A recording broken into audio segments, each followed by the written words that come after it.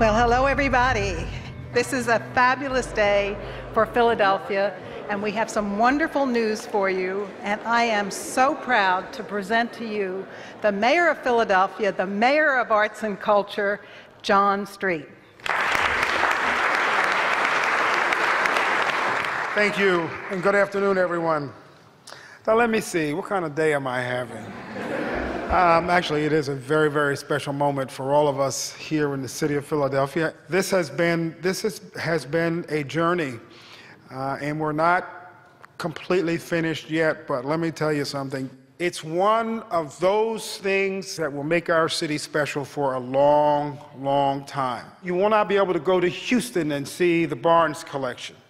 You won't be able to go to Boston. You won't be able to go anywhere else. If you want to see it, you come to the city of Philadelphia. And so it is with a great sense of pride that we come here today so that the Barnes collection can be moved from Lower Merion? From Marion. Actually, I paused to tell you that I was on a bike ride not too long ago and rode right past the place. And I said, see you soon in the city of Philadelphia on the Benjamin Franklin Parkway.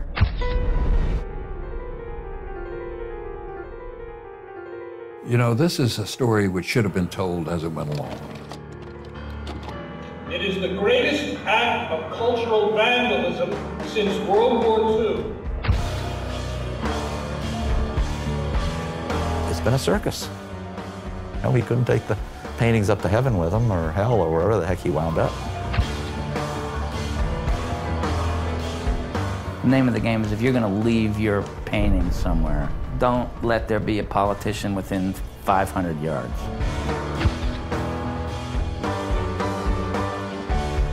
It's America's treasure to be untainted by these attacks.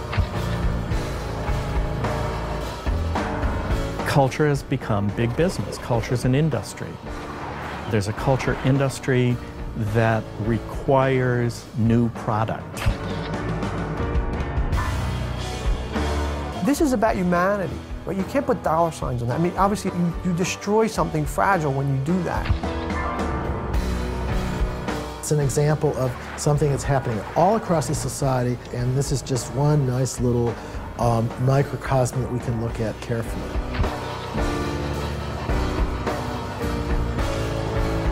No one knows this story. This is a hidden story, and it's a big, big scandal. This is the scandal of the art world in modern America.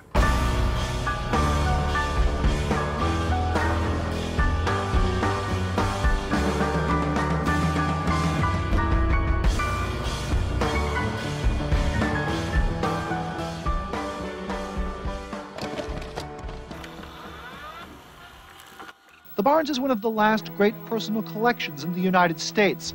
The fight now is over how closely the foundation Barnes established should follow Barnes's wishes. Here were modern paintings so important that they were the envy of virtually every art museum in the world. This is the treasure trove of the modern art of America and of the world. And this is the best of the best of the best. When you go through the Barnes collection now, it is jaw-dropping. Your mouth falls open. You can't believe you're seeing this. And then you go in another room, and it's more and more and more and more. It's just incredible. I had an art handler there, and the first time she picked up the Van Gogh Postman to move it, she walked about 3 feet. She put the painting back down very carefully, and she sat on a bench, and she cried. They've got more Cézannes than the entire city, that are in the entire city of Paris. There's 181 Renoirs, wall to wall. 59 paintings by Matisse. The Joy of Life is always cited in everyone's art book because it's such an important painting in the history of art. Picasso, 46, 7 by Van Gogh, 6 by Seurat. The Seurat models, now of course that really is sort of a spectacular thing that there is no equal for. Simply the concentration of the work of these particular masters is unrivaled. The Louvre doesn't have it. The Museum of Modern Art, the Metropolitan Museum, they don't have it. If you've been to any other museum, You're used to walking in and seeing these white walls and these paintings hung up. You know, it's like a shopping experience. Barnes wasn't interested in a mass experience. He was interested in a quality experience. The rooms are intimate. They're not made to accommodate industrial strength, Smithsonian-sized crowds. The Barnes collection is arranged not by period, not by artist, but by aesthetic values. You can see that a Cézanne and a door lock and some furniture are all grouped together. Well, he had a reason for this. It's a completely different way of understanding a work of art and one's experience of a work of art. We see this collection with a very interesting personality stamped on it. The Barnes Foundation is the single most important American cultural monument of the first half of the 20th century. From an arts and cultural point of view, it is not a little place. It's an absolutely essential, critical, earth-shakingly important place.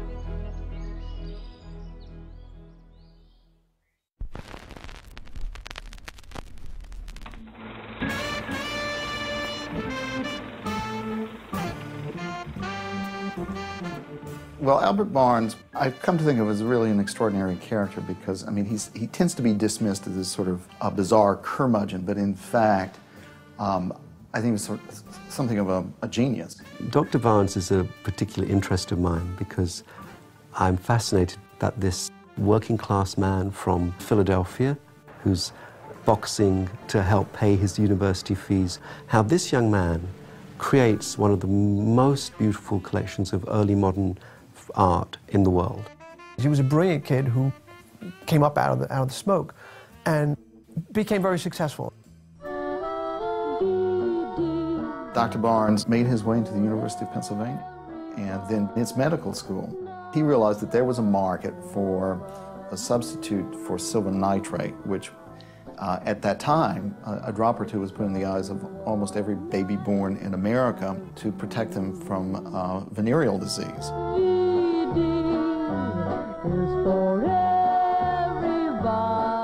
The product which Barnes had come up with was something called Argyrol.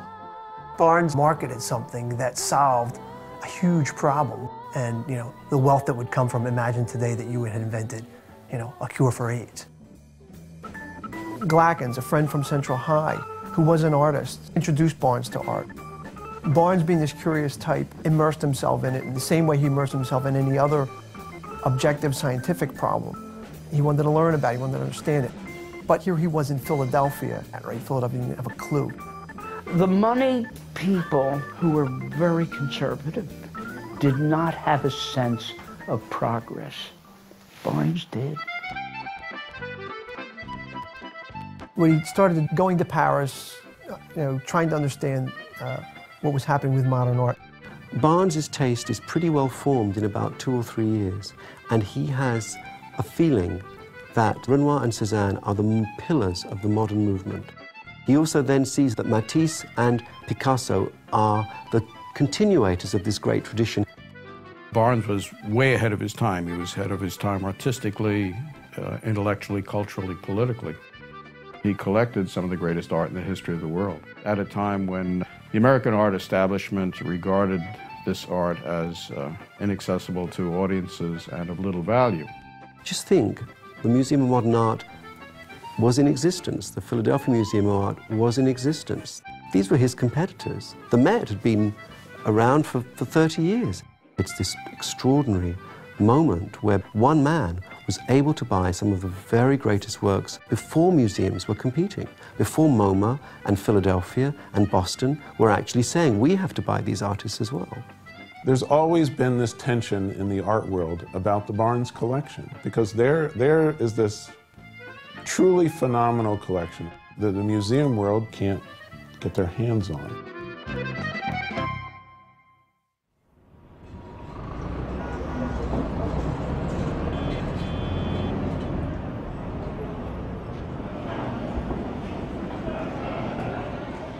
We're at Sotheby's at a preview for their big Impressionist and Modern sale.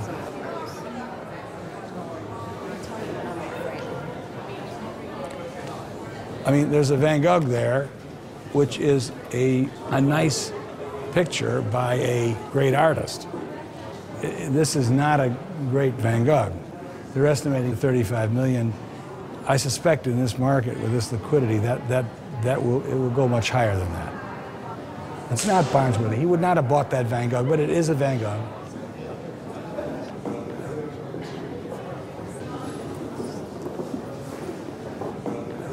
Barnes wouldn't even look at that painting. Some pictures are unattractive and significant. Some paintings are attractive and insignificant. This is both unattractive and insignificant. I mean, the one last night at 35 million was a much better painting. That was a good Matisse. I don't think it was good enough for Barnes to buy. And the Cézanne here is not even a shadow of the Barnes Cézanne. This is estimated at 7 to 9 million. I couldn't even hang it in the same room as the card players. But the card players would be probably beyond certainly any individual's capacity. So, I mean, how much money is in any one place? The Getty couldn't afford it. You'd need some sort of a nation to buy it. L0011. You're going to see prices in the contemporary sales that will make your head spin. That's not bidding at $20 million, at $20 million here, $20 million. For things that are not even scarce, let alone important. $35 million then, fair warning, last chance, selling them for $35 million.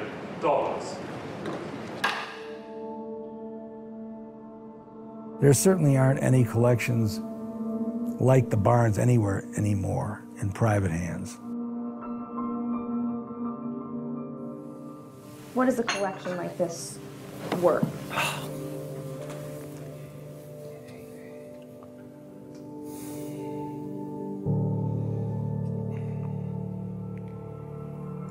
Look, there's some things in the collection that one can't even begin to calculate. I could go through the inventory, painting by painting, and a lot of them I could come up with some kind of a number. But some things in there nobody could figure out. The Matisse La Danse, nobody could figure out what that's worth. We don't know. There's been nothing like it, there never will be.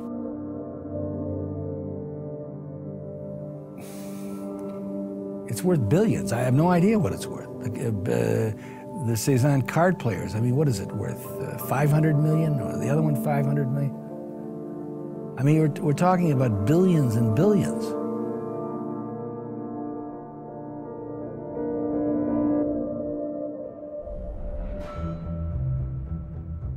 The initial exhibition of the Barnes art took place in 1923 in Philadelphia when Barnes exhibited the collection at the Academy of Fine Arts. Barnes had great faith in his native abilities and his eye. He knew that he was in the major leagues of collecting the greatest post-impressionist art. He was passionate about pictures, and passionate. And there was a passion in sharing it too.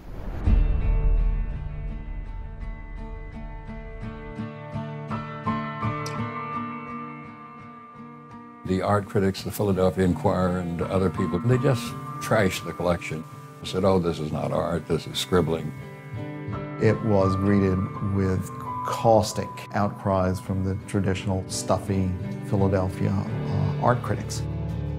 And Barnes was dismayed. I mean, he was just dismayed to have these provincial yahoos who thought of themselves as sophisticated art critics just denouncing. I think it must have had a profound influence in his dealings with him for the rest of his life. He determined that never, never would they get their hands on this art.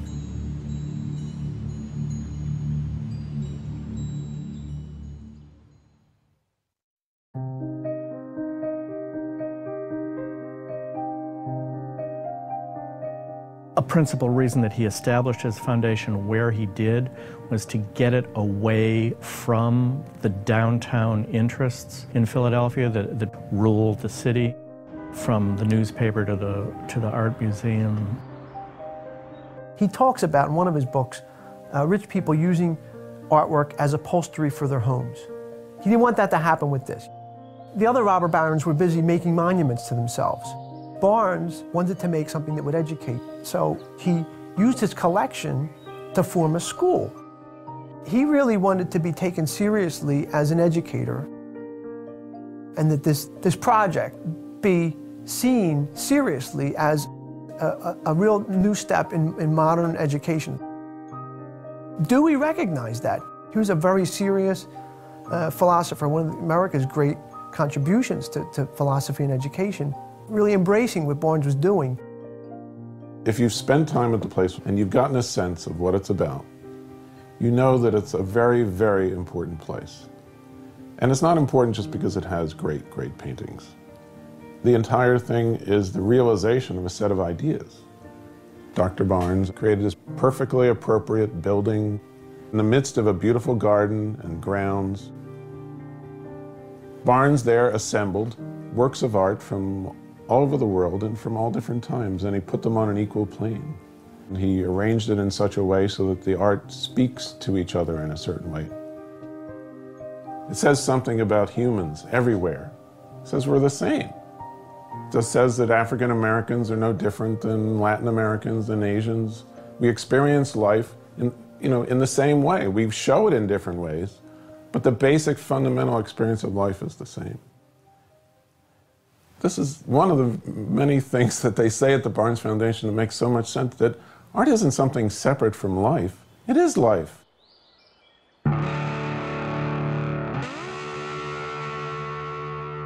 Years later, the artwork had come to be recognized as important.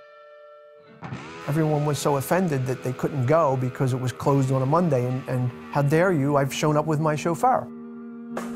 Well, fuck it, Barnes didn't really care about your chauffeur. He had a school to run, and he saw that very seriously.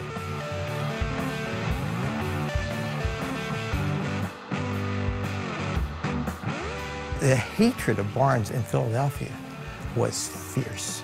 People didn't like him because he insulted people. He didn't have much regard for Philadelphia society.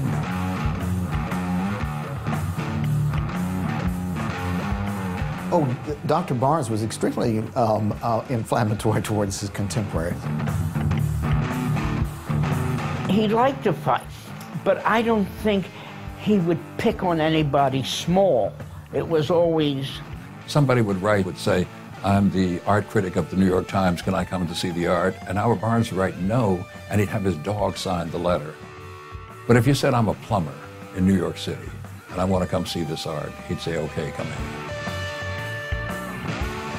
Barnes never forgot, no matter how rich he was, that he'd grown up a poor boy in turn-of-the-century Philadelphia.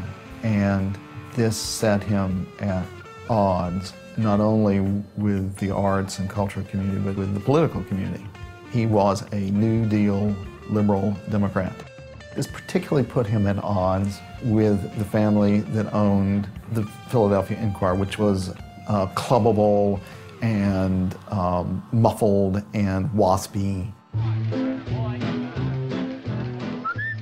The Inquirer was the organ of Moses Annenberg and his son, Walter Annenberg.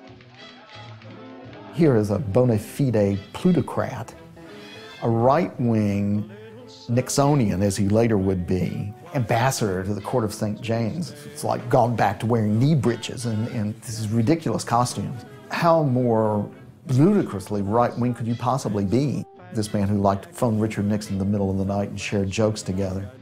Barnes and he were always at odds, always fighting.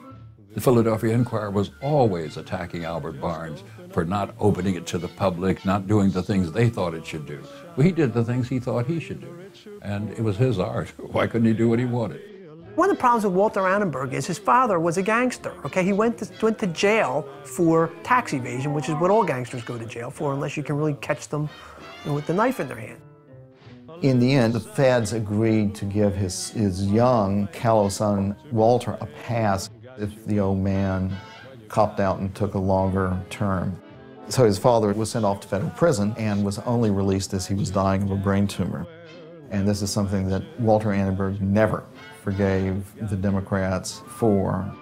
It was often said that Albert Barnes realized this lifetime of animosity from Walter Annenberg because he said nasty cracks about Moe Annenberg and his income tax problems and, you know, the racetrack business and the mob. But there is no doubt that Walter Annenberg, who for many, many years would dominate the world of Philadelphia journalism, hated Albert Barnes with a passion.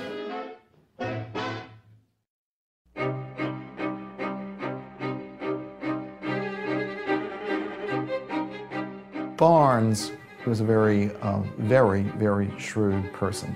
And one of the things that Albert Barnes learned was the value of a good lawyer. And Barnes's lawyer was a man named John Johnson. Johnson was a great patron of the art, whose art today is one of the cornerstones of the Philadelphia Museum of Art. Now, this, however, was not as Johnson had wished it to be, I might say. John Johnson intended his art to be seen as a gallery in his home on Broad Street in Philadelphia.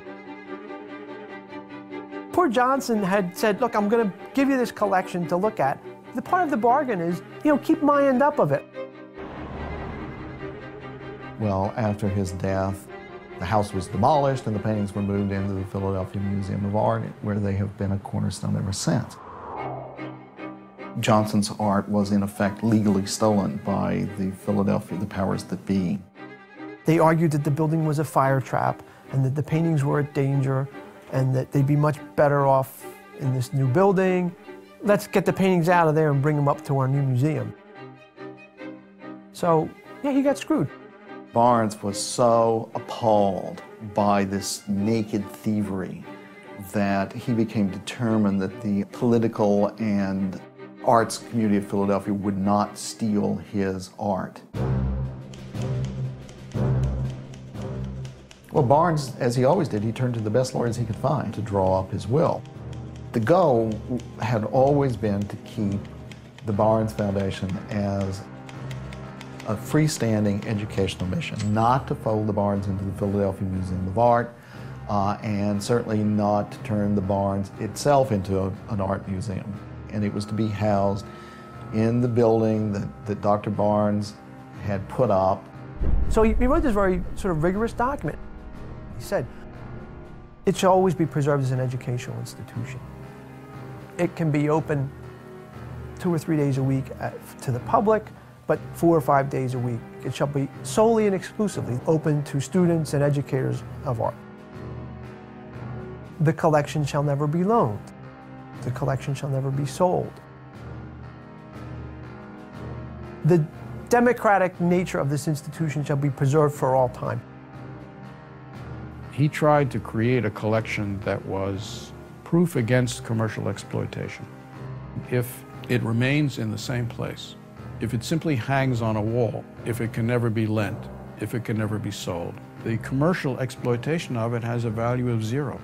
He sought to preserve this as a school, so maybe naively in perpetuity, right? But anyone who ever writes a will or anything like this thinks it's going to go on forever.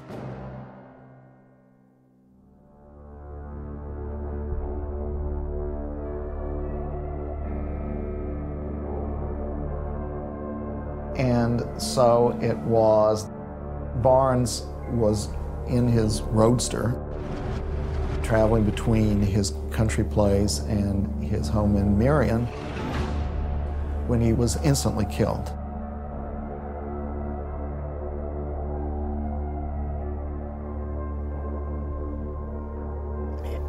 It was a shock.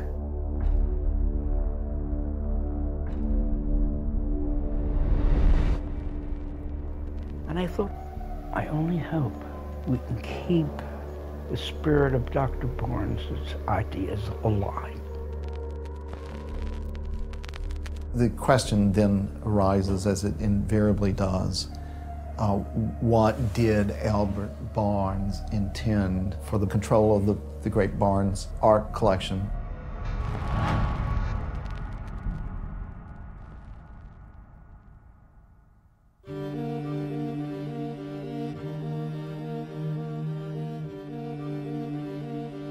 So then he died in 1951, and here we have Violetta DiMaggio, one of the great characters ever, really, in the art world, who originally came to the foundation to give French classes. And she becomes his right-hand person, his great supporter, his collaborator, his disciple, and she's in charge basically for 30 years. After Dr. Barnes died, she became president, and she ran it the way it had been run before.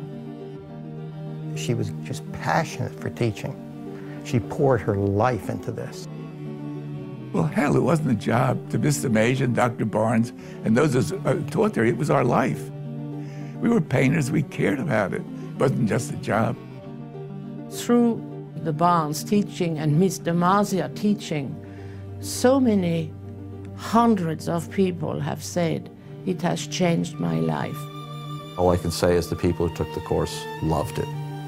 And that, to me, was a satisfactory reason to perpetuate the Barnes as it was, which was a school, not a museum. That's very clear in the trust indenture. And that the paintings were hung for didactic purposes and not merely because it would be the convenience of people walking into a museum.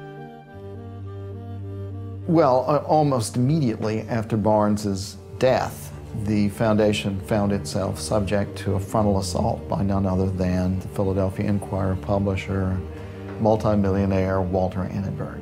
Annenberg starts this campaign, oh, the Barnes Foundation is not letting the public in, they're violating their tax status as a charity. Annenberg had all the money in the world, and he was determined to crush the Barnes. And he didn't dare try to crush the Barnes when the old man was still alive and was a tough nut to begin with.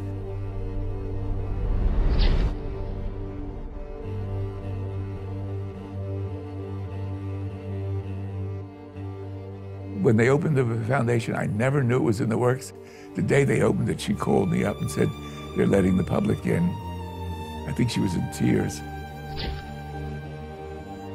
Well, these people crowded in. I mean, one guy was out in an hour. Said he saw enough fat ladies for a day. And that's the art lover. Annenberg is seen as the guy who got the Attorney General and the state Supreme Court to make the Barnes Foundation be open to the public at times that it wasn't supposed to be. And so Annenberg is seen as taking the first little crack at Dr. Barnes' trust. Once everybody's dead, they'll do what they want, and nobody cares about what it was. That's why it was important to me to emphasize that it's a school. I think he always was worried that the artwork would become so valuable that it would overpower his educational ideas. You know, people see art, what do they think? Paintings, money, tourism. It's become just the norm for art to be traded, for blockbuster shows, you know, to trade the art, move it around, you know, make money off of it. And there's all this great art that the museum world doesn't have access to. We had requests from various museums around the country. Would you please lend us 2 paintings? We'll pay all the costs and we'll send armed guards and whatever. And DiMaggio said, right there in the document, the paintings will never be removed from the walls. Absolutely no, never. DiMaggio was considered to be the last living direct apostle of Dr. Barnes and his method, and everything went according to Mr. DiMaggio's wishes. The atmosphere had always been, it's for the classes, this is what it's for. Everything about it was personal. DiMaggio was a real personality. It was a handmade thing in the machine world, as long as she was alive.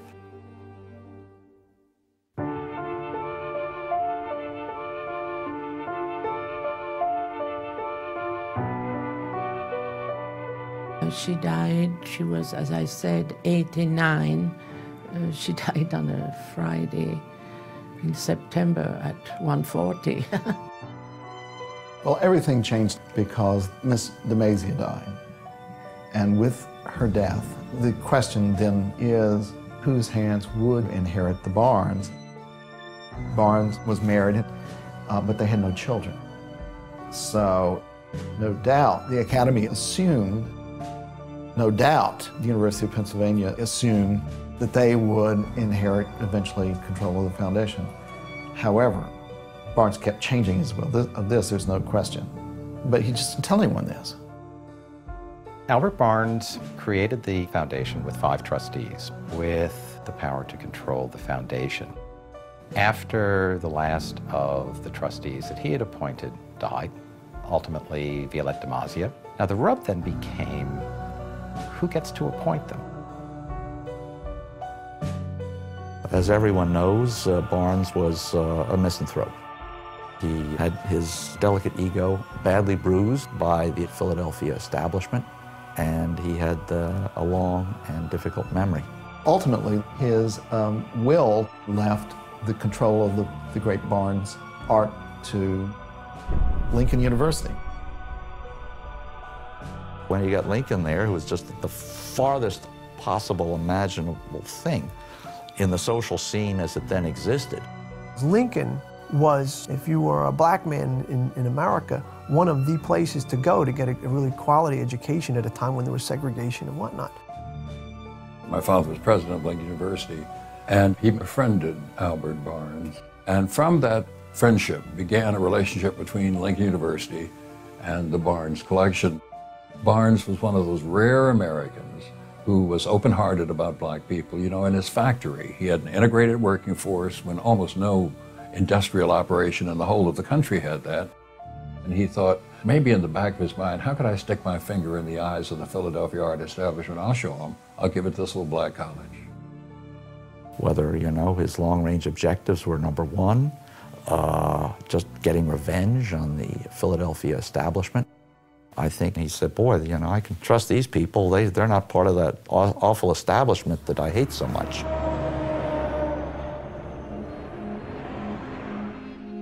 Fast forward to 1990, Lincoln is this state school that doesn't get enough state funding, that can't raise enough money, and if you're the trustee of Lincoln, why wouldn't you use this new asset that you have to raise some money for your school?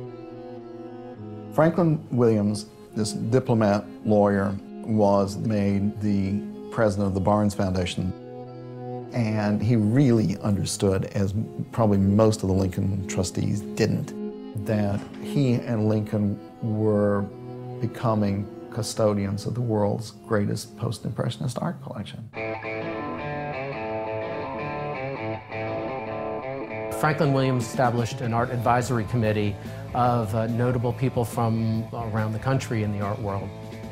Franklin Williams wanted to pick the right people. So I went back and I drew up a list with all museum people, but very well-known ones. Lincoln University felt it really should look to the outside to help it figure out what to do with this place, which is a perfectly reasonable thing for them to have done. It would be a resource to use as they chose, understanding the terms and conditions of Barnes Trust. And it would have just made both of them flourish. It would be, it's indescribable what might have happened. Also on the Lincoln board at this time was this incredibly ambitious lawyer named Richard H. Glanton. He has designs on being mayor of Philadelphia, maybe even senator. His ambitions know no limit. Glanton has already been going around telling people that he's going to run the Barnes. But as I say, between Glanton and the Barnes and perhaps many of his other ambitions is Franklin Williams. What no one could have anticipated is that almost immediately upon becoming president of the Barnes Foundation, diplomat lawyer Franklin Williams discovers he has a very virulent form of cancer and within the year is dead.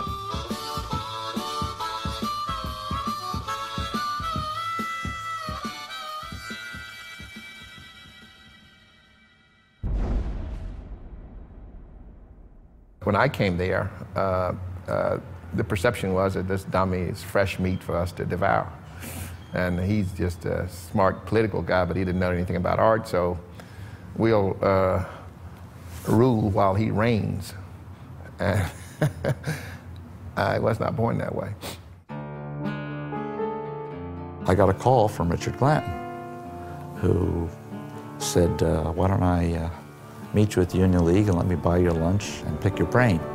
So I said, sure, why not? He said, I've got big plans for the Barnes. We're going to make a lot of money. And I said, why do you need money? We've got the original $10 million in there. It's yielding a couple $100,000 a year more than we need to run the place. What's the point of all of this? And Glanton says, I'm going to put this whole thing on the map. I'm going to do whatever it takes to build up as much money as I can get. Don't worry, Dave, I've got it all figured out. Oh, okay, well, you know, if that's the way you're going to run it, you're a majority of the trustees now, but thanks for lunch. Mrs. DeMazia, God bless her soul, really did the best she could, but for 50 years following Barnes's death, or 40 years, the money was mismanaged. The building had water running in it. All of the windows were just rotting. The HVAC system didn't work. We've got conservation problems. We've got, you know, we need climate control. All of which, frankly, as a museum person, seemed perfectly reasonable. At the time, when we were on this little committee, it was very clear that you could work out a plan to try to raise money, because everybody in the world would want to save the Barnes Foundation. So that was what we suggested, and that's precisely what Richard Glanton et al. Did not want to do. They were about to figure out how to do something that was clearly illegal and unethical, which is what they did.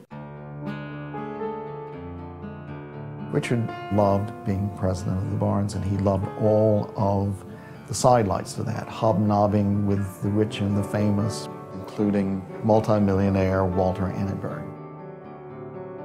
So I called Walter and said that I'd like to just talk to you about my ideas at Barnes, and he said, great. Walter Annenberg, who was a piece of work, was also an art collector. First-rate collection, but certainly not an adventurous collection, certainly not an adventurous thinker. In the last several months, I've had 2 Japanese interests after me to sell my whole collection. My only response has been, you're discussing members of my family, and I'm hardly about to sell members of my family. Couldn't be more ironic. Glanton and Walter Annenberg hit upon the idea of selling Barnes art. I said, I want to raise the funds to restore the gallery, to ensure the long-term preservation of the collection. And the way that I would do this would be to deaccession a number of paintings to raise sufficient cash to cover the cost of the restoration. And he immediately said, that's a great idea. You know, Glanton basically did for Annenberg what he wanted to do. He made it totally accessible to him, and he was going to rip it apart for him. Up until then, Annenberg was coming in trying to undo from the outside. Now what you have was trustees, the Barnes trustees. From the inside, the Barnes board itself was saying, oh, we're in dire financial straits. We need to undo this indenture. Let us sell the collection. I have nothing against buying and selling art. If there's no legal reason not to do it, it's fine. Dr. Barnes did not say that was okay, and therefore it isn't discussable as far as I'm concerned. We were outraged. Glanton didn't care. And then when we objected, he fired the whole art advisory board. The response of the art world was fast and furious. There was a huge uproar. Anybody with any familiarity of the cultural world knew that it was absolutely the last thing that anyone with any knowledge of a cultural organization would do. So even though there was sort of a big push to do that, it didn't happen because the museum community got against it. Having now failed to convince either the court or his partners on the Barnes board to allow him to sell art or to rent art or deaccession art, he now comes up with a moment of genius. When Richard started publicly saying that the foundation had to raise money, and this is where he started this suggestion, the fiasco plan of announcing he would sell some of the art. In order to justify that, he said, come on, I'll show you. And so I took a tour with him from basement to attic of the foundation and wrote a story about it. And so day after day, week after week, usually with Richard Glanton as the humble Boy Scout taking Lucinda Fleeson, girl reporter, through the boiler room and on top of the roof, readers of the Enquirer were treated to the saga of the poor old Barnes Foundation. And it was going to take millions of dollars to fix up the barn, otherwise these paintings were just going to fall off the wall. We're working on fear here, right? Weapons of mass destruction, leaky roofs. It's funny because it sounds like the Johnson story, the building's falling apart. That was the beginning of the story of why we could undermine Dr. Barnes's will. Thank you to Lucinda Fleeson and the Enquirer. He has this marvelous excuse to persuade the court that the building is in such disrepair that it's going to have to be closed down for a couple of years. Let me take the Barnes art on tour and charge other museums for the privilege. As a lawyer, there's a provision in the trust that provided that, in fact, you could change, it's called cypre. You can change a provision if it's necessary to carry out the donor's intent to the least extent possible. If you can't do exactly the terms of the will, there's the French term, cypre. Cypre, c'est possible. As near as possible, do what the donor wanted. And how in the world can they fucking think that this is near as possible, but this is exactly what he didn't want. Every ounce of it is what he didn't want. I was told by everybody that it couldn't be done. It wouldn't be done. Nobody will do it. I said, well, we're going to do this. You do what you have to and not what you're told.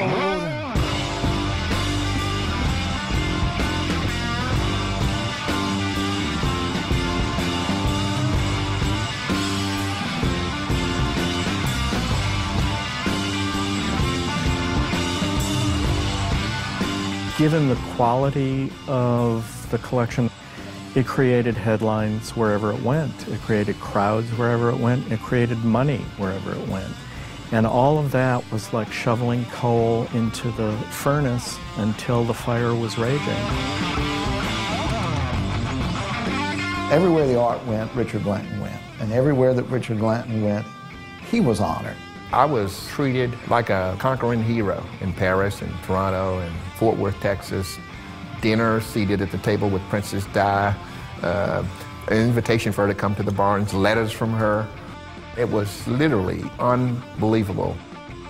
I think it was the greatest exhibition in the history of Western civilization.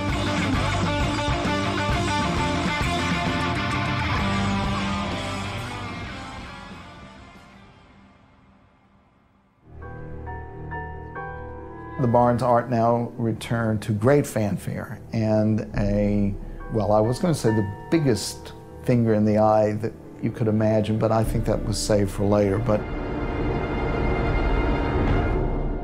a showing at the Philadelphia Museum.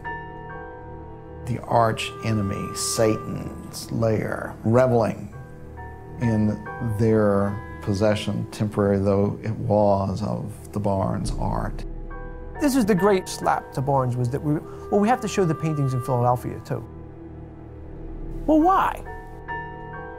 Basically, it raised a lot of money for the art museum. They had a big Barnes show at the art museum here, and they made a lot of money on the back of it. Everybody involved in this had their own interests. The only person whose interest had no champion was Albert Barnes. Everyone had abandoned him.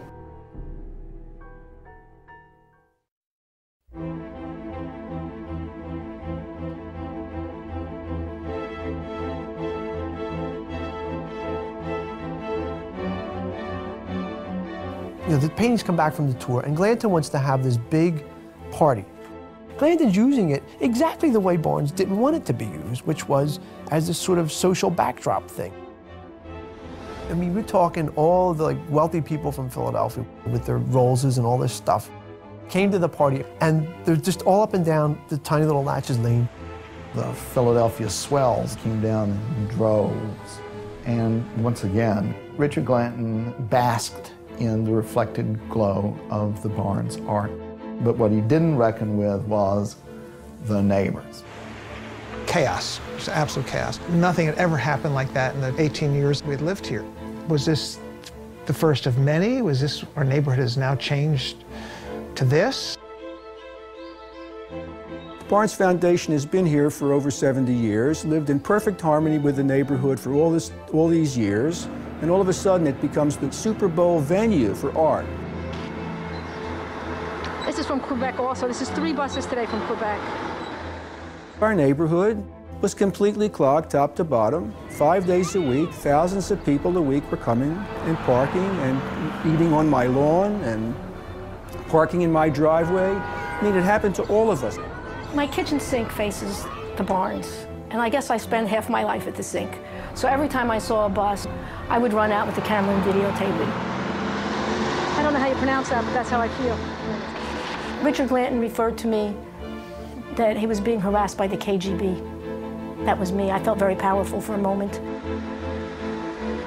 I brought the Barnes out of the Dark Ages and opened it up. And it's weird that a few people refused to accept that. We went to the township to see about fast-tracking permission to build a parking lot. And Richard very much wanted this parking lot fast-tracked at this point. You're operating a commercial museum in a residential neighborhood, and putting a parking lot in at that time would have made it easier for you to operate a commercial museum in a residential neighborhood.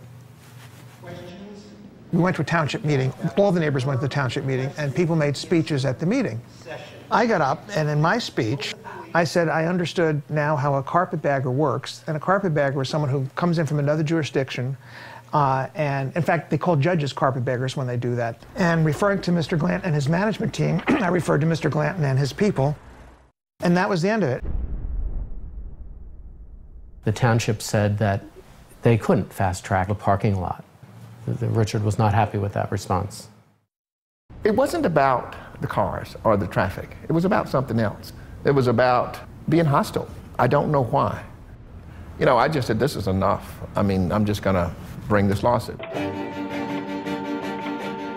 Dr. Herman brought me to his house and said, Bob, I have something, but I need you to sit down.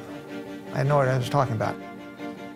Because of my use of the word carpetbagger and his people, they used those two phrases as the basis for a civil rights action. Glanton ordered the Barnes' lawyers to begin preparations for a suit against the Lower Merion Township commissioners and the neighbors under the federal Ku Klux Klan Act. They accused of a conspiracy with the township to deprive them of their rights, but motivated by racial grounds. They compared not only me, but they compared others of us to Hitler. They showed pictures of people being lynched in South Carolina and associated that with the neighbors. And then I think about, what the devil did I do? I got up and I was concerned that I have buses and I can't get out of my driveway. What am I doing here in the middle of something like this being called Hitler?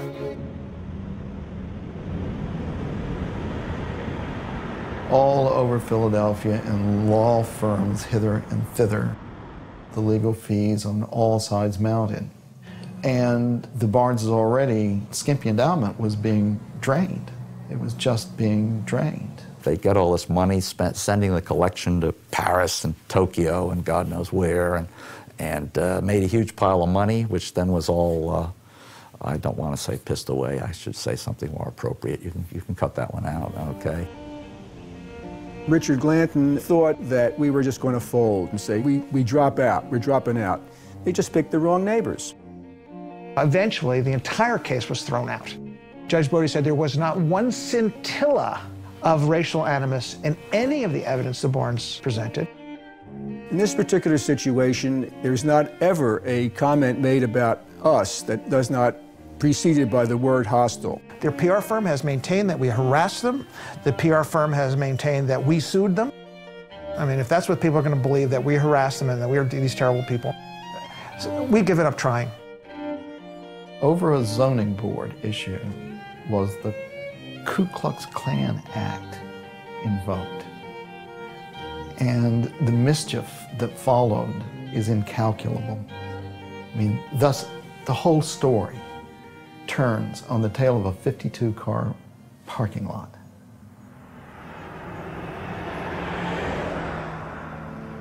President of Lincoln University is desperate to get Glanton out of there, and in her fury over the dismissal of the Ku Klux Klan suit, she prepared a draft letter to the trustees of the Barnes Foundation suggesting that it was time to rotate the presidency. People can have their own views. They're entitled to them. But my story is that it was a second rebirth of Barnes during my 10 years as president. I tried to do something real quick that was different because it had to be done. And I knew I had no time to mess around because, what was that dog's name? Cerebus, guards the gates of hell, was after me. I've been approached about turning the Barnes over to the Philadelphia Museum of Art on at least 2 occasions, and I was approached about turning it over to some other institutions on other occasions. But I had no intention of reigning while somebody else ruled. And that was, in their view, the end of me. They laid the groundwork, saying the money that was spent on the lawsuits ruined the Barnes, which is not true. It had more money than it had when I came in, and a new building. Curiously, Glanton said to me at the time that, this is not quite how he put it, but that he was the bulwark against the establishment stealing the Barnes. And in a perverse way, I think Richard Glanton was absolutely correct about that. I was just like, okay, here are the keys. Go do your master's bidding. Run it into the ground, into a wall. And literally, that's what I wrote the Attorney General. I said, they're going to run it into a brick wall.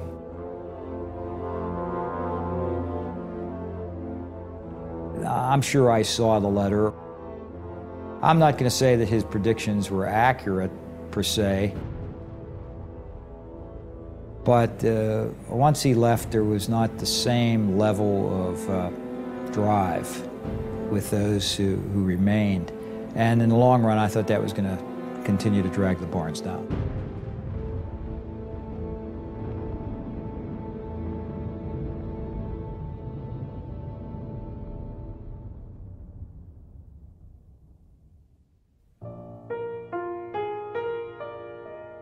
And so there we were with the Barnes board, minus Richard Glanton, with the Barnes' already parlous endowment reduced to virtually nothing.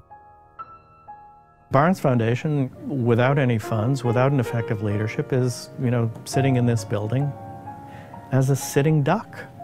So these forces began to line up and work towards something that had absolutely nothing to do with what Barnes wanted, with the agreement between Barnes and the state of Pennsylvania embodied in a legal document.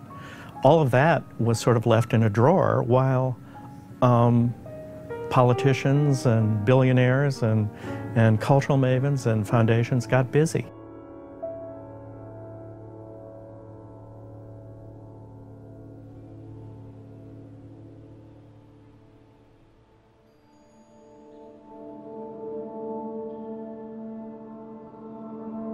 The Barnes was given just enough money by the foundations so that they could claim that they were trying to help the Pearl Barnes out. But that was never, in my opinion, the goal. Foundations are nonprofit corporations. We're used to hearing about corporate takeovers with for-profit corporations, but this was a nonprofit corporate takeover. And the first thing you have to do is remake the Board of Trustees so you have a compliant board who is on your side. In the period after Richard Glanton was out, the foundation was just sort of puttering along. It was still controlled by Lincoln. 4 of the 5 board members were Lincoln board members.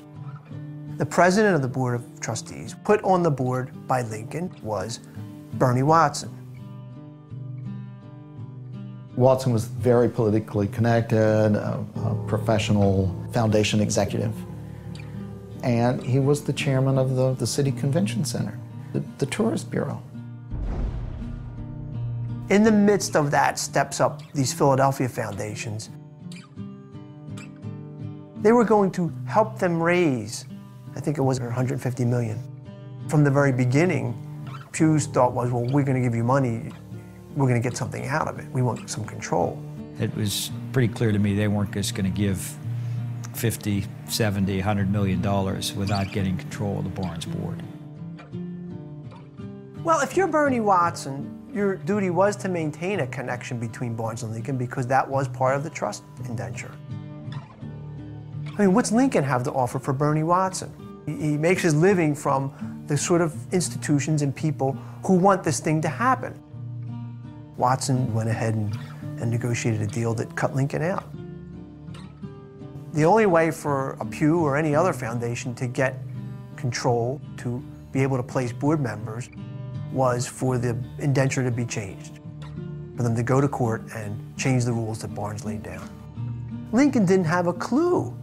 Watson and these Philadelphia foundations had a plan to basically push them aside, right? They flipped out. They got an attorney and tried to intervene and stop it. There were enough people who were making noises that the plan was starting to fall apart to the point where more aggressive tactics needed to be employed. Ed Rendell, the governor at the time, starts to put pressure on Lincoln, okay? He's the governor. He controls the purse strings of this state-affiliated institution. He said, well, look, you know, Lincoln, you could be in, you know, a rosy position if you go along with this thing. What have you gotten out of Barnes so far? Along with Rendell, the Attorney General decides that he's going to help pressure Lincoln a little bit. And the thing that he has is the ability to say, you get nothing, Lincoln, if you guys don't play along. I don't know that we were ever as direct as saying we can take this away from you, because that would take a court to do that. But I had to explain to them that, you know, maybe the Attorney General's office would have to take some action involving them that might have to change the complexion of the board. And whether I said that directly or I implied it, I think they finally got the message. And when they say, you mentioned that it was portrayed that I was the bad cop and the governor was the good cop. The governor had the money. And the governor had some money he was willing to add on to it, so that automatically made him a good cop.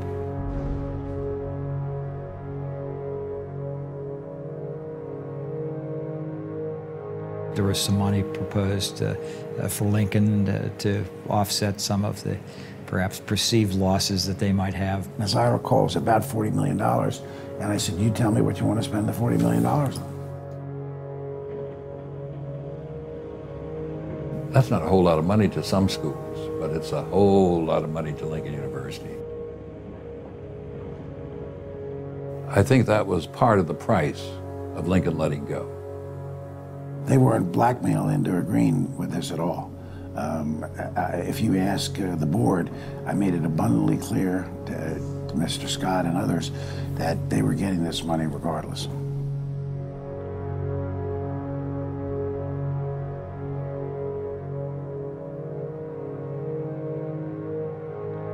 They pressured the shit out of them, and in the end they caved.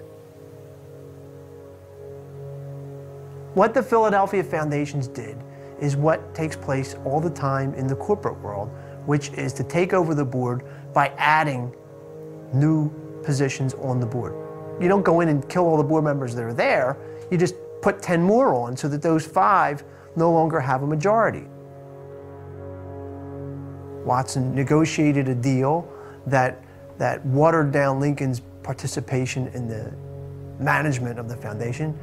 Yeah, he betrayed Barnes, I think, first. But you know, to the extent Lincoln put people on the board thinking, well, you know, you're going to keep Lincoln in the picture, he betrayed them too.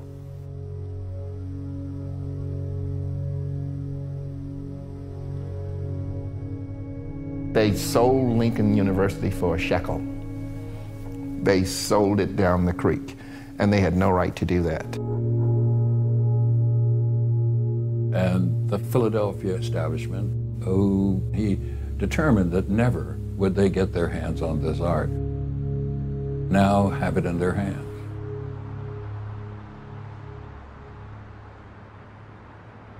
From the public side, from what me and every other newspaper reader, the first thing we got was, oh, all these foundations want to help the Barnes Foundation. Foundations are, they're there to serve public needs. I mean, they get tax benefits. So these places, whether it's Pew or Annenberg or anybody else, they have public responsibilities. The responsibility should be, how do you keep this going? Not how do you exploit this, how do you preserve it? They didn't say what their real goal was. What was their real goal?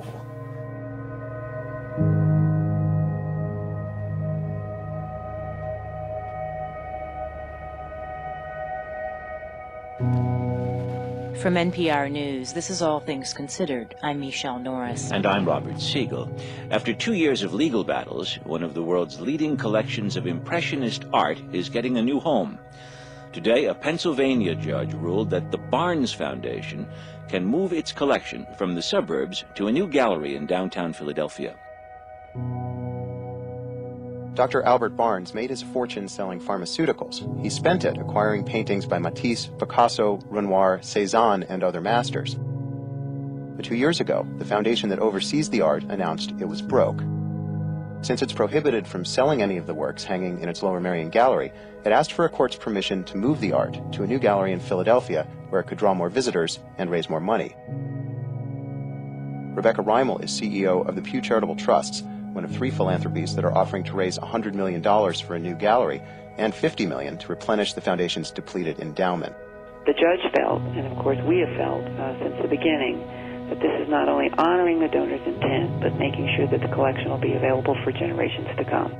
Barnes officials were giddy today, but admitted there was much work to be done before the paintings leave Lower Merion for good. The foundation became fiscally impossible to sustain in its current location.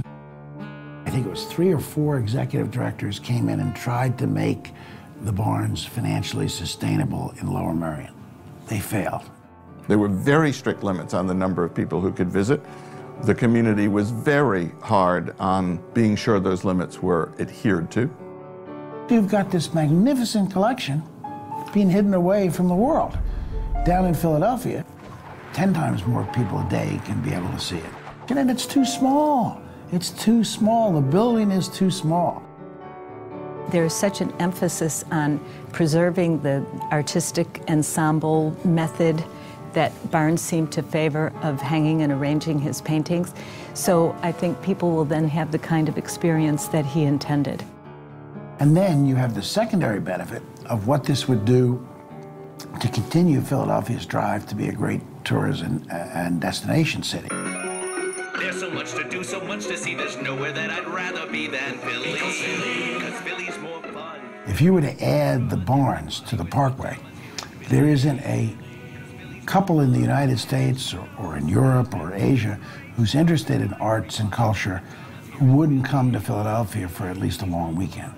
Visitors here spend over $17 million a day.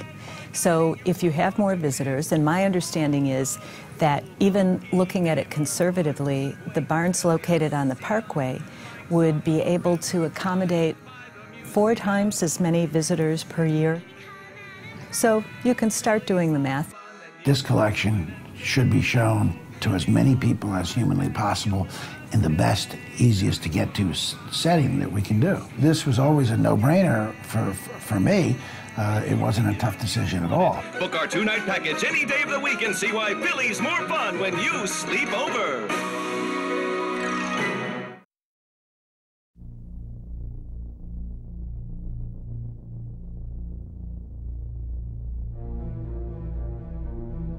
These, I would say, are the key players involved, the key political backers and financial backers of the move. Primarily the Pew Charitable Trusts and its director, Rebecca Reimel, in consortium with, or as I like to put it, as part of a cabal with the Lenfest Foundation. That's Jerry Lenfest, who has a powerful conflict of interest as the chairman of the trustees of the Philadelphia Museum of Art. I'm supported by Governor Rendell and Mayor Street, and Lenore Annenberg, the widow of the late Walter Annenberg, who spent much of the last part of his life trying to gain possession of the barns. I'm sure many among them believe sincerely that what they're doing will be for the good of Philadelphia. We're going to build a world-class center for the fabulous Barnes collection, which has no peer anywhere else on earth. And I'm delighted to be here today with the mayor to make sure this is done in the appropriate way, with intelligence, with reason, and compassion.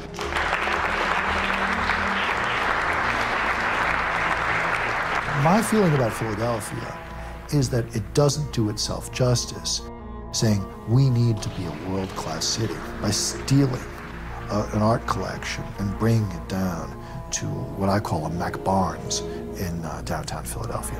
This is going to be a great event for the city of Philadelphia. It will attract literally tens of thousands of visitors. I'm told in a given year, the Barnes collection on the Benjamin Franklin Parkway would have the economic impact of 3 Super Bowls without the beer.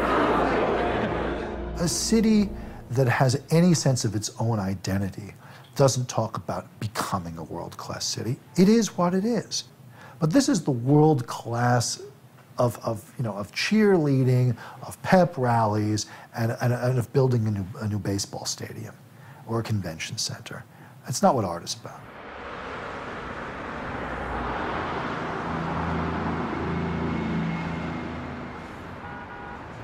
I see the people who are attempting to move the Barnes Foundation as vandals.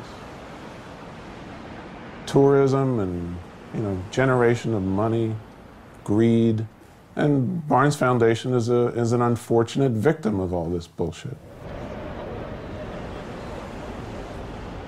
We're at 20th and the Parkway, where they intend to build a new Barnes Foundation, and they're having some kind of party here, thinking that they're going to go ahead with this plan. So we're here to confront the people who are paying for this thing. So we just wanted them to know that it's a bad idea. Attention, everyone, attention. Welcome, welcome, welcome to the Predator's Ball.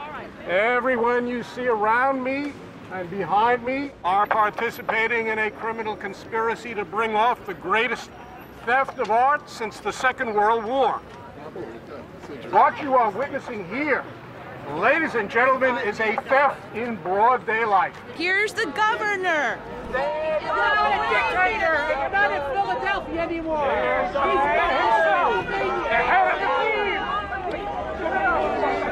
Dishonorable Edward G. Rendell. Sir, can I get your name? Economic crisis.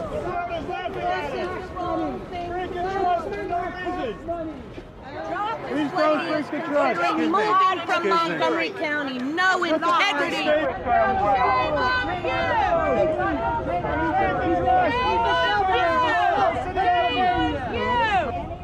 We're outside the location where they're planning to put the new Barnes Museum, and they're having some sort of a celebration of that, which is very annoying. Philistines! And we're just sort of protesting their party because a lot of these people don't even realize what they're doing. Destroying a man's will, destroying this collection, which half of them don't even have a clue about. Have fun now, wait till it's your will. Barnes was married, never had children, never had anyone that could have come in after the fact and said, hey, you screwed my grandfather over, I want the paintings. The grandchildren were the students who showed up 50 years later. To anyone who's familiar with Dr. Barnes's will, everything that he said during his lifetime, this will be destructive to his creation. I implore you to vote no. The motion passes. Thank you very much.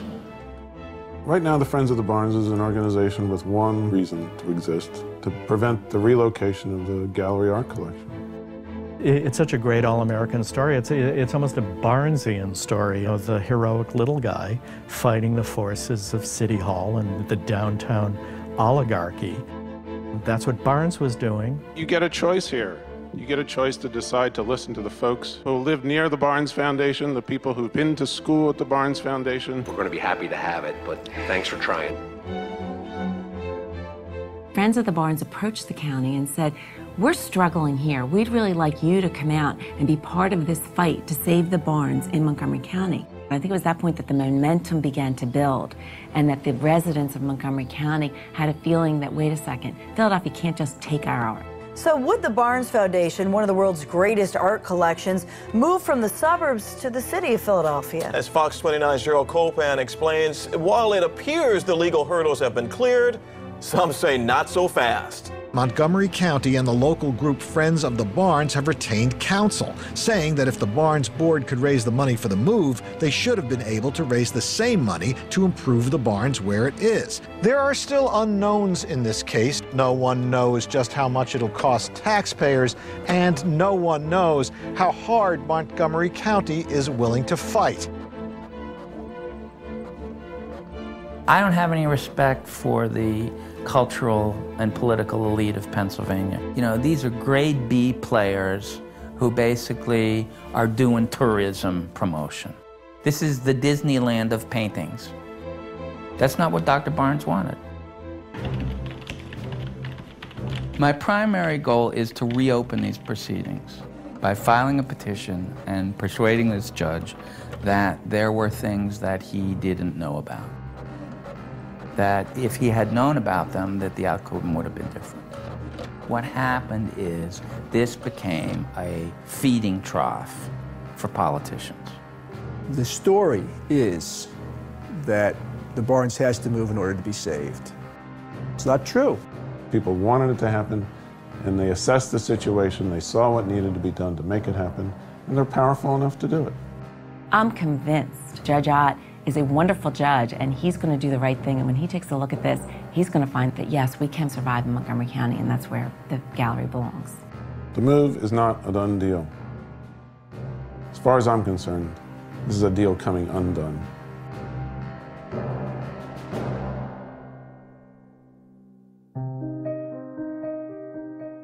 It was a combination of the establishment forces, and I think they focused on it like Ahab focused on the white whale. And I think the objective took over. And I don't think that anybody there thinks about Barnes or alternatives or consequences. I think that this is the glory they wish to capture. The reason it was permitted to move to Philadelphia was because the presentation by the foundation showed that it was financially not feasible to stay in Montgomery County and to survive. It was going down the tubes and there was no soluble answer to its problems. If anybody can't fund the Barnes, which is a tiny little budget, out of the private sector, then they ought to find another job.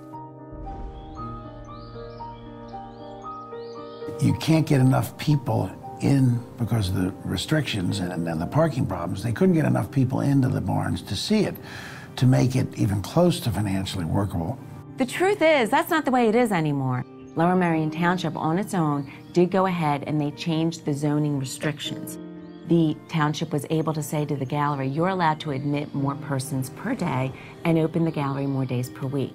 So there is real potential here to bring in more revenue. There was no movement whatsoever from the foundation, so they didn't allow themselves to take in more visitors and to gain more revenue. And the supposition is that the trustees liked it that way because they didn't want people to feel the ease of accessing the Barnes Foundation, that they wanted people to say, get it out of there, bring it to Philadelphia where we can get into it. There are a lot of ways this gallery can remain in Montgomery County. There was a deal offered to the foundation. We estimated $50 million. The county would float a bond for $50 million, which enables the foundation to have an endowment, an ongoing endowment that would allow it to remain in Montgomery County. You know, in 6 weeks, the Barnes Foundation could have $50 million in the bank, and, you know, they could be fine. This was all opened up to the foundation for purposes of negotiation. There's a way we can make this work. We had a response back from the foundation outright saying, we're not interested in this. There's got to be a reason that they're not interested in responding to that. They never wanted to raise money. They wanted this place to go bust. They wanted it to go bust so that they would have a reason to bring people in, to dissolve the indenture, because they could then argue that they couldn't operate on the basis of the indenture, and then that would give, they could do it with impunity, and then get autonomy to operate the way they wanted. So anybody that tells me there wasn't the money to keep it where it is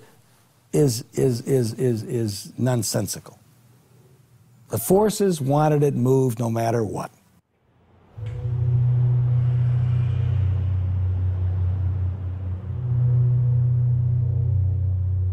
It's fair to say that there was a vast conspiracy to move the barns.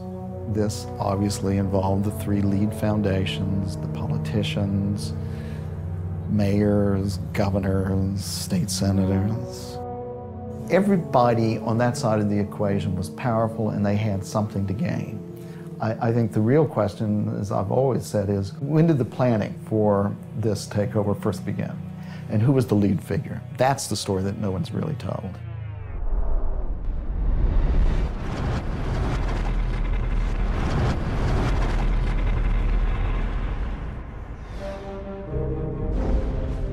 In 1995, after sending the collection on tour, the paintings came back to Marion. There was a gala dinner to celebrate this, at which a local billionaire, Ray Perlman, had a little idea.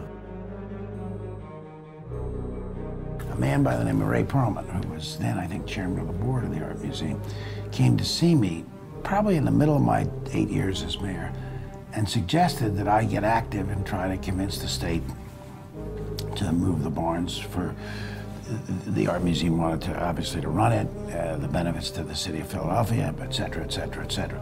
So that was probably the 95, 94, 96, in that area. My only personal contact with Ray Perlman was to have him scream at me over the phone, while at the same time taking credit for the decision to move the barns to downtown Philadelphia. Ray Perlman is a nasty old man. Spell my name right and make sure he knows that I'm the one who said that. Barnes did something that they will never be able to do. Ray Perlman does not have an eye for art. He never will. And I can understand he feels bad about that. He can't do much about it besides take it out of the hands of the Barnes Foundation.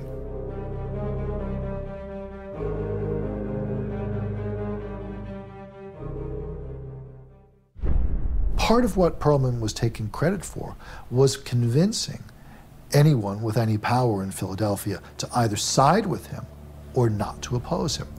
Is that a conspiracy? I don't know. One man's conspiracy is another man's political consensus. Why wouldn't the great foundations of Philadelphia want to save the Barnes Foundation exactly where it is? I mean, they are Philadelphia institutions. They should want to preserve a Philadelphia institution as a really original institution. Why wouldn't they want to do that? One of the nation's largest private foundations is now a charity. The Pew Charitable Trusts control $4 billion in assets. The change in status will save Pew millions of dollars in taxes, and it will have fewer restrictions on how it can spend its money. One of the other things we didn't know was that Pew was in the process of converting itself for tax reasons from a private charity into a public charity. One thing that a public charity has to do is demonstrate that it has the capacity to raise money, very large sums of money. Pew also cited another potential tourist draw, a new building for the Barnes Foundation in downtown Philadelphia. Pew CEO Rebecca Reimel says the new charity could not only raise money for the move, but administer those funds at no cost to the project. The Barnes was one example of what we could do as a public charity that we can't do as a private foundation. Coincidentally, Pew stepped forward and said, we would be happy to be the lead foundation to assemble the funds to facilitate the move of the Barnes Foundation. Our application to become a public charity had absolutely nothing to do with the Barnes. You know, in court, Rebecca Rimmel said, oh, you know, the Barnes Foundation, that's nice, but that's not why we did it. Well, you go look at their application to the IRS, that's all they talk about is the Barnes Foundation. In its filings with the IRS and the Commonwealth of Pennsylvania, it specifically alludes to being the leading force behind moving the Barnes art into Philadelphia. Look, charity is big business. If you're really in it for altruism, you're going to be a pink lady in a hospital, you're going to be, you know, going out feeding the poor from your church's outreach group. These people are power brokers. Don't for 1 minute think that if Rebecca Rimmel finds that, well, I now have $400 million a year to give away and manipulate various things in the state or in the city with what clout I have. Boy, can you imagine how much clout I'll have with $1 billion a year to give away instead of only $400 million?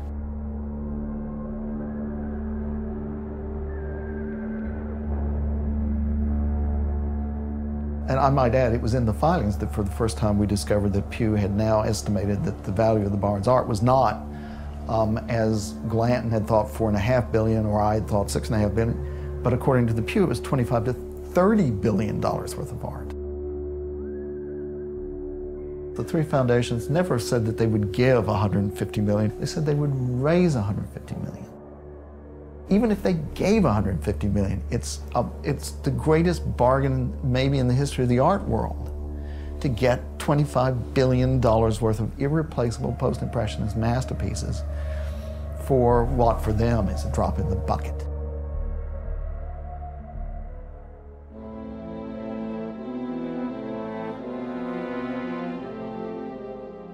On a Friday in October of 2006, I got an email from someone within the Friends of the Barnes saying that squirreled away in the 2001-2002 budget of the state of Pennsylvania was $107 million. $7 million for upgrades of the Marion property, $100 million for the move downtown.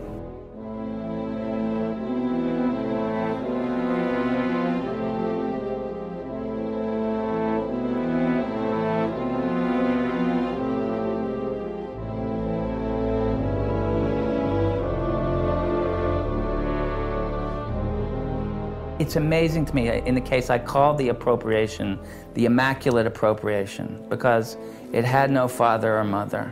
Nobody knows who asked to put the money in. So maybe it was divine inspiration. We don't know. The budget bill is a very thick piece of legislation, and 99% of the other members of the General Assembly, I'm sure, didn't know when they voted on that capital budget bill that particular project was in there. It was never publicized, the judge didn't know, but the people who were trying to take over the foundation, within that group of people, it would be unbelievable that nobody knew. The rescue operation said, we will raise $100 million to build a new building in downtown Philadelphia for the Barnes Foundation. The state budget allocated $100 million to build a new building for the Barnes Foundation in downtown Philadelphia. What a coincidence, a shocking coincidence. All the big money people connected with this project, you can't tell me that nobody knew $100 million was in the budget. Some senator didn't wake up and decide, I'm just going to do this. Somebody with influence got that put in there. Whoever that person was, or people, or institution, never let on in court that that money was available. Here you come to court and you say, we're broke, there's no other way we can raise the money, we got to move this collection. Had the judge known that, oh, the state could put up $100 million, would have been a whole nother story. Rebecca Rimmel professes we didn't have anything to do with it, okay? But all these people that would be the beneficiaries, I mean, you have to understand, The Pew Trust, at the same time that this is going on, filed for public charity status. But in order to show that you're a public charity, you have to be getting money from the public. The Pew Charitable Trust at the time was worth $4 billion. Who in their right mind is going to give money to a $4 billion foundation? Apparently, for some reason, Governor Rendell has taken the position that this is an important project for the city of Philadelphia and has allocated $25 million of taxpayer money out of that $100 million authorization for the project. One of the neat things if you're a public charity is you can administer money from all sorts of places, including the Commonwealth of Pennsylvania. Pew gets credit for that as we raised public money. That counts towards their tax status.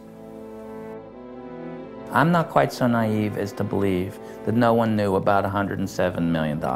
Maybe it was a typo, I don't know. But she didn't know anything about this. People involved in the takeover of the Barnes Foundation knew that it was there and kept that information from the court. Is that a linchpin? Yeah, it's like, what are the surrounding circumstances that should have been brought to the attention of this judge? If I had been a judge, which probably no one would like, I would have, if I had learned about this, I'd say, you know what? These proceedings are recessed. The parties should go figure out how to get a piece of that money to keep it right here. If I was Judge Ott, I'd be furious. I'd be looking for a way to turn this thing around because he got taken for a ride. I don't know many judges that like to get duped in their courtrooms. I don't know many judges that like to be made fools of. Judge Ott was made a fool of by these people.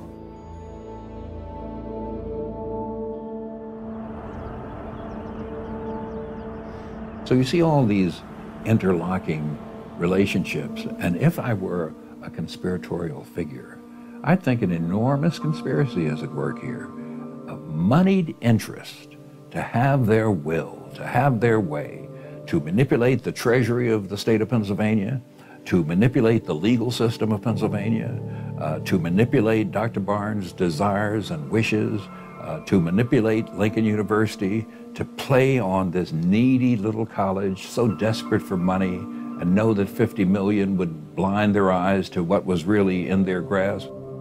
I just think they wanted to capture the prize. And the whole establishment mobilized to that end. They don't like to have the whole thing questioned. I think they're used to getting their way, and this is the way, and if you question it, you're standing in the way. Yeah, these two. Yeah, you're from 914 Pictures, right? Yeah, you're not part of the media list. No, sorry. If any major figure within the Philadelphia art world wanted to speak against this idea, they could kiss the Pew Charitable Trust goodbye. They could kiss the Lenfest Foundation goodbye. They could kiss the Annenberg Foundation goodbye. Perhaps they could kiss their own job goodbye. No one could speak. Outside this property, you're allowed to do. Yeah, but the news is in here, right? Sir, that's all I'm asking. I'm just asking a question. And I'm telling you the answer. You're not giving me an answer. Yeah, I'm saying whatever you want to do. News crews allowed in or no? If the news are allowed in, though, and we're part of the press, then we should be allowed inside with the rest of the press. No. Those press are invited. Right, they're invited, yes. So even though the mayor's office said it was open to the press and that we could come. You're not invited. We're not going to keep talking. Please step out. Right. Please step out. People at museums in New York and San Francisco and Chicago and Dallas and other places didn't say a goddamn word while all this was going on. I think they were scared. They were frightened of these foundations who are benevolent and give great sums of money to all kinds of causes. Some of them have supported the NAACP. And I've often wondered if I'm not endangering my organization by complaining about their bad behavior in this case. You know, I'm afraid. I realize I'm putting some part of my life and my livelihood at risk by doing this. I don't know how they would come after me, but if they wanted to, you know, they can make anybody's life difficult that they want to. The forces that, in effect, are keeping the Barnes hostage are almost overwhelming. You could ask the simple question, who speaks for the art or the legacy of Dr. Barnes when so many powerful political and economic forces are at work against it?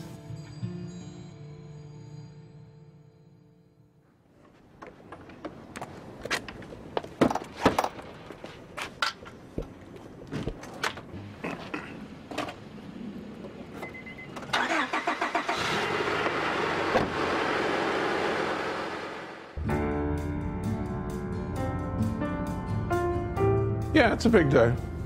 Today's oral arguments, which means what both sides have already said to the judge in writing, they're going to repeat, you know, in front of him.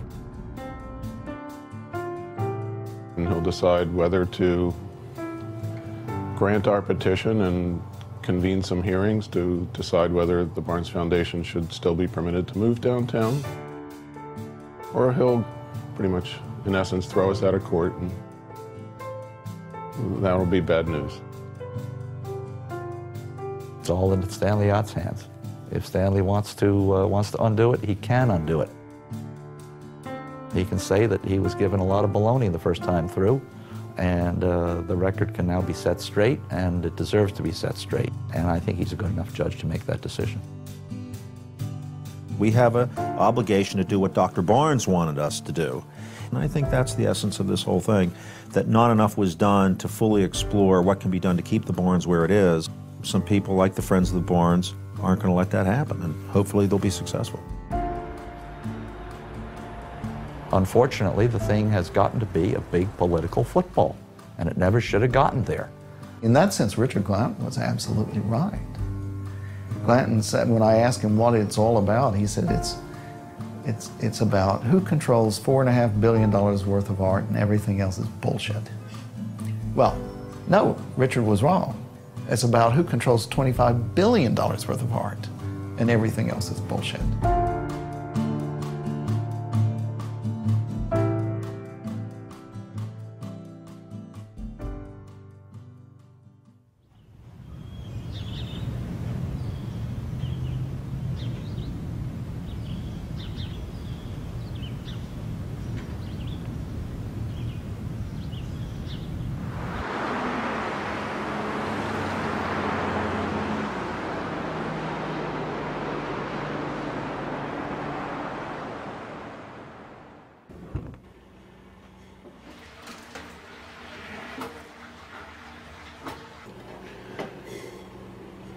Well, Wednesday night I got home and there was an email on my computer.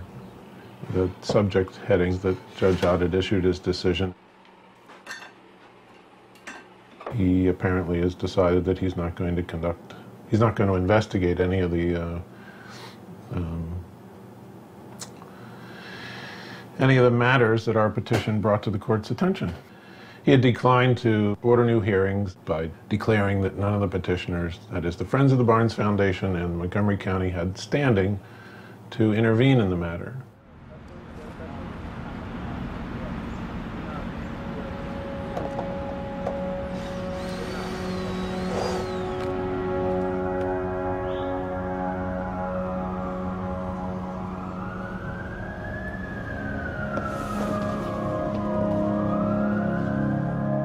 I don't think that the judge or the trustees of the Barnes Foundation or anybody who's supporting the move, who sincerely supports the move of the gallery art to downtown, that they understand what it is that they're doing. It'll be a tragedy, and it'll be a tragedy long remembered. This is not some minor thing.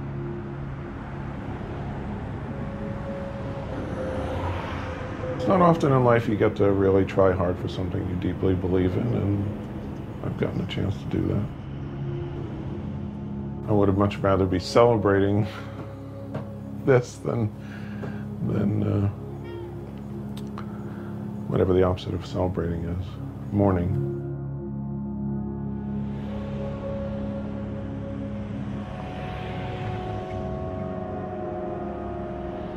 So the city gets its tourist venue. The governor does too. The governor makes his friends at Pew happy. Pew gets to control the art. Jerry Lindfast of the Lindfast Foundation is chairman of the museum. The museum finally, in effect, gets the art. It's virtually an appendage. And Annenberg people get Walter and Lenore's dream. And if it's not the destruction of the Barnes Foundation, what is it?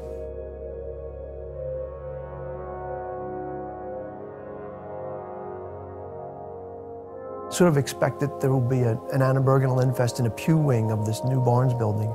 And at some point, Barnes will somehow be, I guess you probably get a sweatshirt or something with his name on it. But that'll be about it.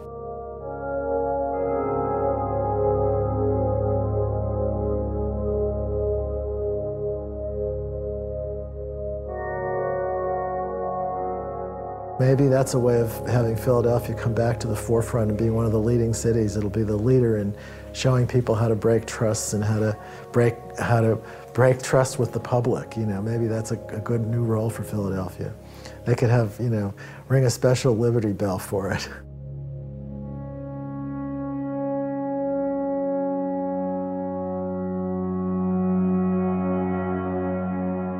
And I think not only will Barnes be violated by having it moved, he'll be violated in the experience he wanted you to have. And that's important because it was his art. It belonged to him. He had the right to do with it as he chose. And these people, these vandals, stepped in and took it away from him.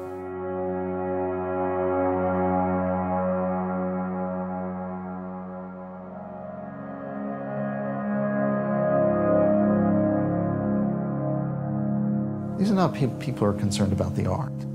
These are people who are concerned about money and power. And who would destroy what is a perfect jewel box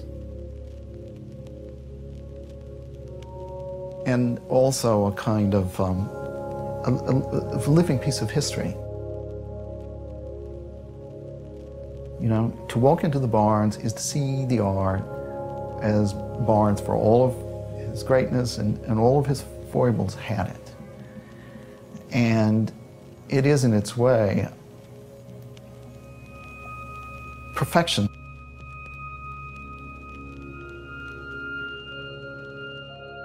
Matisse said it was the only safe place to see art in America. I'll wager Matisse against Bernie Watson and Rebecca Reimel any day. And I bet Dr. Barnes would too. I think you might say, let Matisse speak for me.